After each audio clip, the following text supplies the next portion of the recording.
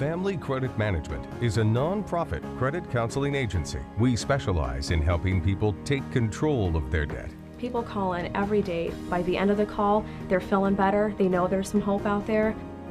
For over a decade, Family Credit Management has helped tens of thousands of Americans deal with the burden of debt. If you're struggling with debt, the most important thing is to take control of it. Now's the time. Hello and welcome back to Family Credit Management's segment on debt and credit. My name is Laura Butler and I am a certified credit and housing counselor with Family Credit Management. I have been working there for over 12 years and I'm here today to talk to you about several different ideas for budgeting and spending plans. More importantly, you guys are welcome to call in if you have any questions. The number to reach me today, this is a live call-in show, is 312-738-1060.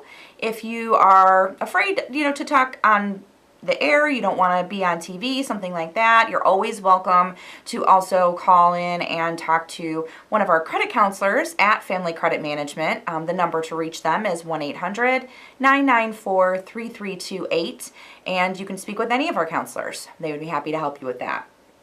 I just want to kind of dive right in. Over the last 3 weeks, we've been discussing lots of different ideas for spending plans, ways that you can, redo your budget, and anything that you can think of, basically, to try to help you, reach your money goals. So today, I'm going to be talking a little bit about the recap over the last couple weeks, and then we're going to talk a little bit about a crisis spending plan. So, just as a recap, over the last couple weeks, week one, we did discuss finding your style. So during this section, I did talk about using things like the envelope method. Putting your bills into an envelope and then paying the money out of that envelope in order to be able to pay those bills. The binder method is simply just writing things down, keeping them in a binder, keeping all of your bills in the binder as well. Using something like Excel or a computer to track your expenses. That's always an easy way to do it. And with technology the way it is, you can always go use these kind of things on a tablet. It doesn't have to be, stuck to a computer. And then you can always use apps. There's lots of different apps that are out there. I did talk about Money Lover. That's one of the apps that I like to use. There's also Mint.com and several different ways that you can do the apps if you want to use those, or if you wanted to actually access some of your Excel spreadsheets, or using something like Dropbox or Microsoft OneNote, something like that, in order for you to track your expenses. So on week 2, we did discuss the SMART goals. SMART goals being specific, measurable, attainable, relevant, and timely. When I spoke about the SMART goals, I set the example of, trying to save money, and instead of just saying that you want to save money, you're going to make it a specific goal. So you're going to say that I'm going to save X amount of dollars over the next 3 months or 6 months or 12 months, however long you want to do it, and I'm going to save this for, we'll say, emergency expenses, and so you want to have a specific amount set up. And then the last week, I did discuss on week 3 about the bill pay spending plan. This is one of the things that I use myself. Of course, I do all of these things myself, but with the week 3 spending plan, I did talk about opening 2 different accounts, a checking account for bill pay, and then a checking account for spending, and that's where the 2 accounts come into play. And then, of course, setting up a calendar to have all of your bills and your information in there, and then adjusting the budget periodically according to how you're spending. So these 3 weeks hopefully gave you some insight if you were able to watch it. If not, you can always go on YouTube. Some of the episodes that CanTV has, they should actually all be up there, so you're welcome to go back and re-look at those kind of things. You can always call in, of course, at Family Credit at 1-800-994-3328, and you can ask for a credit counselor. They should be able to assist you with this as well. Or if you have questions, of course, you can always call in and talk to me today at 312-738-1060. And it doesn't necessarily have to be related to what I'm talking about today, if you have any sort of credit or budget related question, you're welcome to call in and talk to me.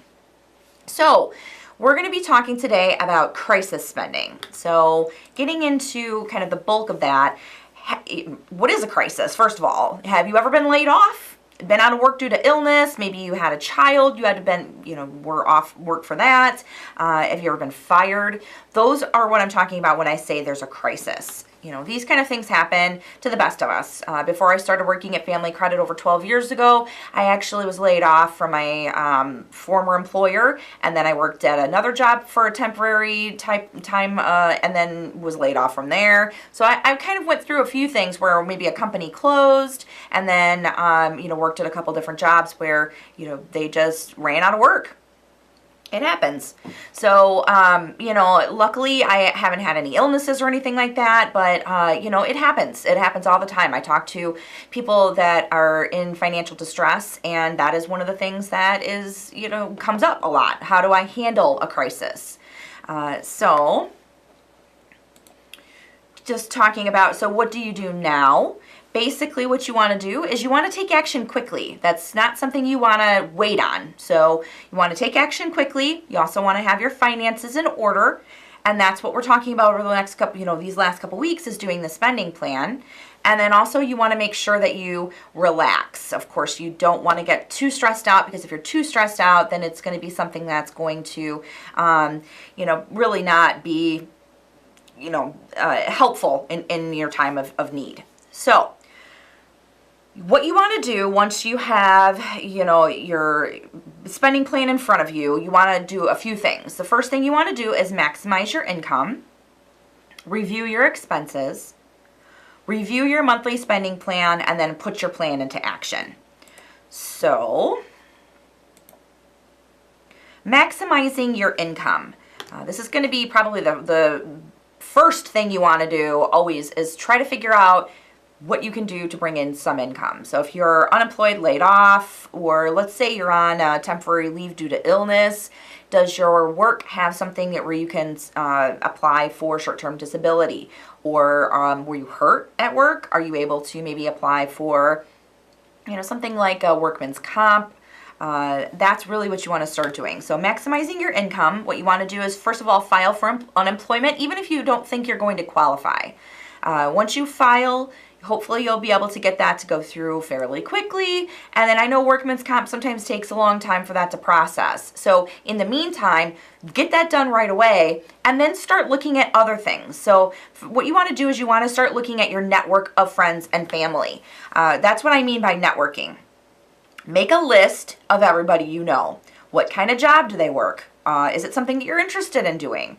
And if you are, then you can actually go out and reach out and contact them and say, you know what, I am looking for a new job. You don't necessarily have to go into too much detail, especially if you're, maybe it's one of your acquaintances or something like that, and you're not exactly sure who just, you want to give them personal information. You can just say, I'm looking for a job, or a friend's looking for a job. Do you have any openings at where you work? Or how did you get your job? Was there a application process? Did you have to go through a temp agency? If you start doing that and you start making these connections, it will start to help you. LinkedIn is a wonderful way for you to be able to start connecting with people. You can see what kind of job skills they have. Sometimes they even post job openings. So if you, create a really good LinkedIn profile and get yourself out there, sometimes people will seek you out in order for you to get a job. So that's a really great thing to do, is maybe go on LinkedIn and make sure you have a very professional profile on there. Hopefully that will help you to get a job a little bit faster. So you also want to make sure you update and post resumes. I cannot stress enough making sure that you have an updated resume, making sure that it is something that is on one page. Don't have multiple pages. Do not have typos. You want to make sure that you spell everything correct. If something's supposed to be capitalized, make sure you capitalize it. Don't make any errors. Punctuation is something that an employer looks at. I'm actually in the HR department as well at Family Credit, and so I look at people's applications, and that's one of the things that we look at. We want to make sure that you're spelling things correctly. If you're going to work in an office job, especially, and you're typing letters, or you're trying to send out emails to clients, you got to make sure you spell things correctly. You also could take on some odd jobs, sell crafts or items that you no longer need or use. So that is something that you can do to generate a little extra income. Maybe have a big garage sale, yard sale, sell things on eBay if you don't have a yard or a garage that you can sell it in. If you go on eBay or try to go on like Poshmark is a good website. If you're trying to sell clothing, there's lots of different ways that you can start to make a little extra income. Craigslist, of course, you can always sell things on Craigslist. But the more important thing is you want to maximize your income. You got to bring in as much as you possibly can, because that's going to be the first step to your crisis plan. So after you've done that, you want to review your expenses. So you should already have a spending plan. Hopefully you've been working on it over the last couple weeks. And the first thing you want to do is make a list of your needs versus your wants.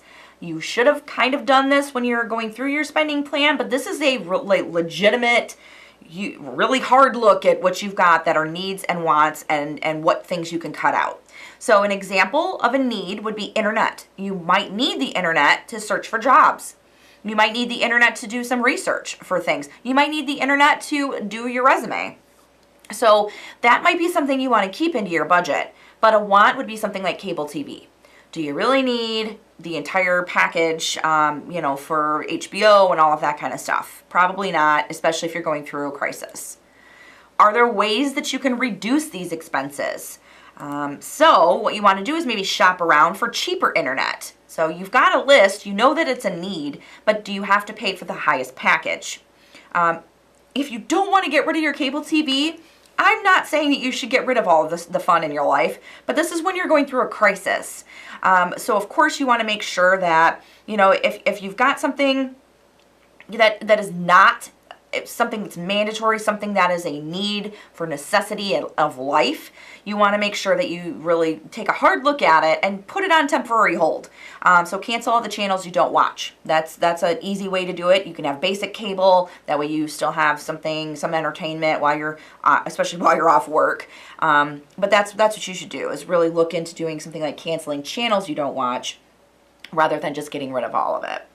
And then the last step here is ask for in-house programs for your credit cards or temporary forbearance on loans. I have an asterisk next to this because I am a credit counselor. You don't want to be delinquent on credit cards and different things like that, but if you do fall behind, or you feel like you're going to be falling behind, the very first step, if you're not behind on your credit card payments, is call your credit card companies. Call your loans and call them. Let them know your situation. Sometimes they have in-house programs where they can say, you know what, we'll put you on a forbearance. Car loans will do that. It's called skip a payment. Sometimes they might be able to skip 1 or 2 payments. I like to caution you though, only do this in case of a crisis. If you start doing this on a regular basis, what you're doing is you're extending the term of your loan, and that is not a good thing. You're going to be paying more interest over time if you continue to keep doing a forbearance on your loans. That is what the asterisk is about. You want to make sure that you're paying your credit cards down. Don't do this unless you're going through a hardship. So now that you've looked at your, your budget or your spending plan, you've maximized your income, now you really need to take a hard look. And let's say you've gone a couple months with no income or very little income. What you want to do is start prioritizing. This is kind of the hierarchy of what you should be spending your money on. The reason I put it like this is you have to think of kind of like that Maslow's hierarchy of needs. You have to have your basic needs met before you have the things that you enjoy and that you can do that's a little bit more fun. What things do you need to survive?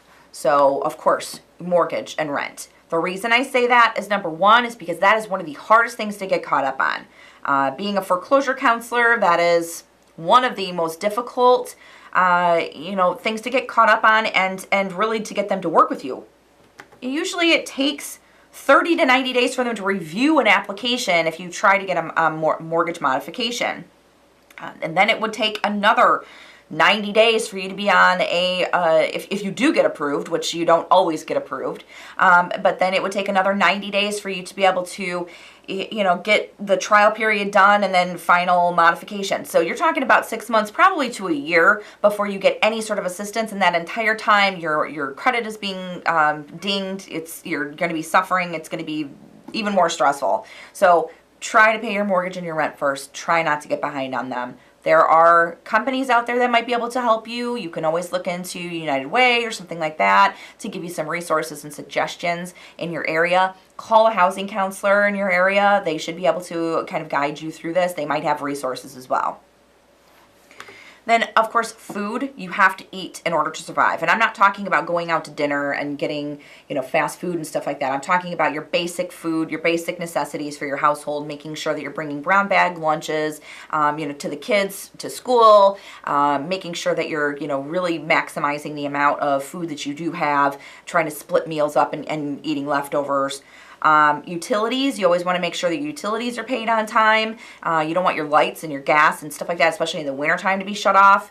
Again, there are programs out there, that might be able to help you. I know like Chicago Housing Authority, they do help people with utilities. They also help people with mortgages, and they have really great programs that might be able to assist you. So contact them, contact United Way, and they'll be able to help. Again, I would just like to, let you know we are taking live calls right now. So if you do have any questions on anything credit related, budget related, housing related, you can call in at 312-738-1060. Then you want to make sure you pay your secured loans, like your car loans, anything that they can take things away from you. So you want to make sure that you are, paying your car payment if you have a car payment, or if you've got a secured loan that something is secured with. Then, of course, going on to credit cards and unsecured debts. That should be next. And then things that are fun like cable, cell phone. Cell phone plans, I know sometimes are difficult when you're on a cell phone plan because you're on a contract, and if you fail to keep paying on that cell phone, you've got some issues. They're going to come after you. They're going to send you to collections. You're going to be without a cell phone. The thing is, with cell phones, sometimes you can get them to put something on what it's called vacation. I did this a long time ago, so I'm pretty sure that the companies still have this, but that is something for you to look into. If you really need to put your cell phone away, and let's say you need to cancel the service for a little bit, putting it on vacation, you just pay a maintenance fee instead of the entire phone bill, but they shut off the cell phone line for you. So you can't use it during the time that you have it on vacation mode, but it saved me when I was going through my hardship. So highly recommend doing something like that. And of course, calling your cable company and seeing if they'd be willing to work with you and reduce your packet, or your package that you've got. Again, I do like to just repeat that it is temporary. So these are hard decisions, but they're temporary. This is a crisis budget. So, definitely think of it as something that's temporary. Of course, if you have any questions, you're always welcome to call a credit counselor at Family Credit Management as well. They know kind of how to do this with the reviewing your spending plan with you.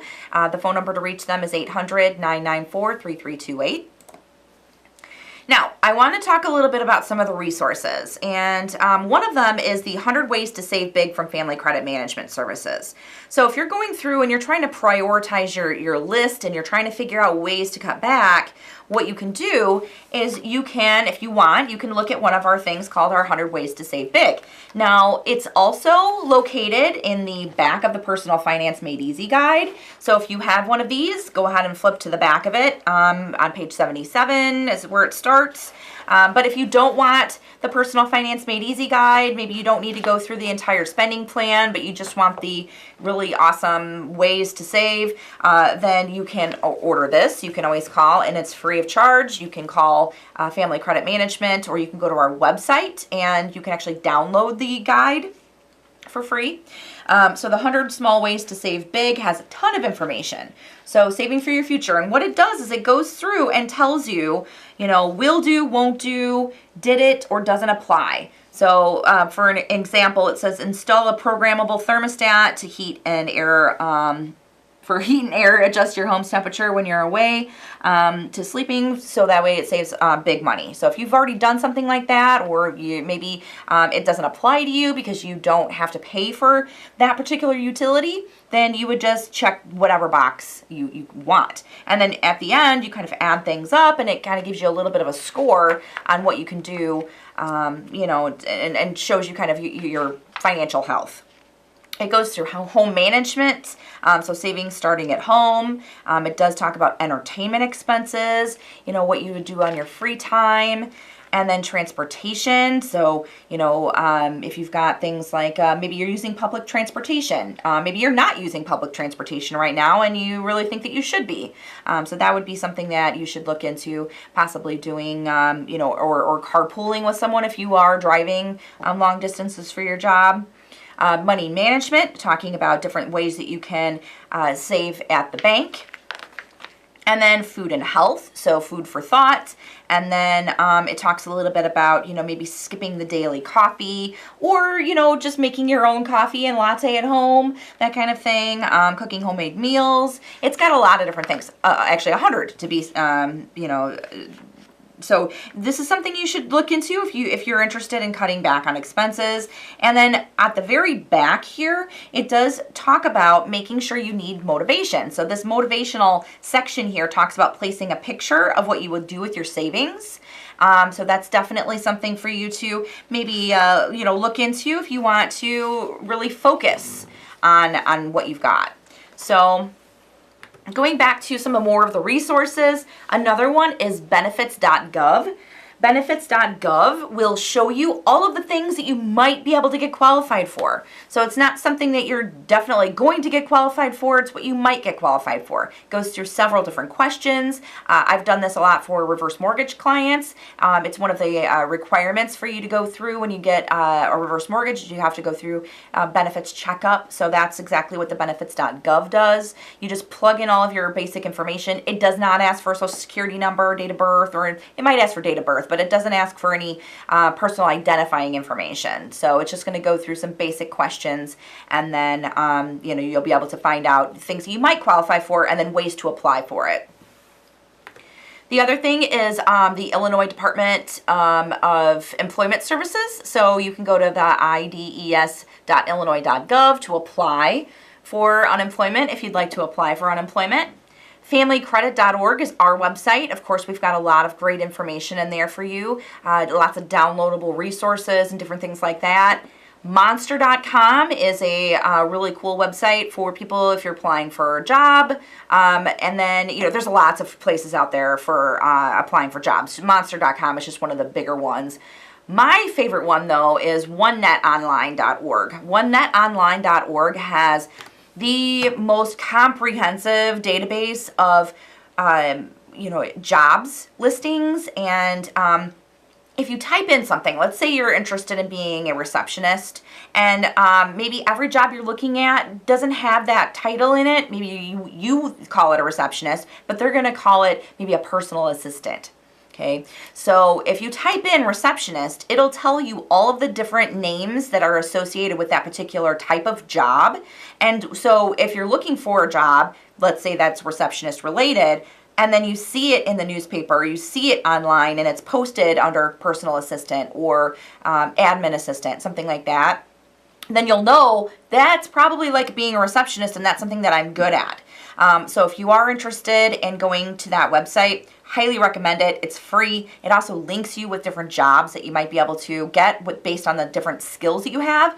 So not only does it say like receptionist, admin assistant, it will tell you those kind of things, and then it also lists what type of skills you need, what type of education you need, the different types of salary that you might be able to get qualified for that. And then, you know, it's got, like I said, links to different things. It also tells you if that job is something that is, you know, like a bright outlook, or it's something that's up and coming. So you want to make sure that you're doing all the research you possibly can when you're, you know, going through a crisis like this. So, in kind of wrapping up, I would just like to go ahead and just, give out our information. If you are trying to look at Family Credit at all and you're interested in finding out a little bit more about our company, we are on Facebook, Twitter, YouTube, and then of course you can always go and find us on Instagram. Or you can go to our website, which is familycredit.org, or call us at 1-800-994-3328, and you can speak with any of our counselors. I'd like to thank you guys for watching today, and we'll see you next week. Have a great day.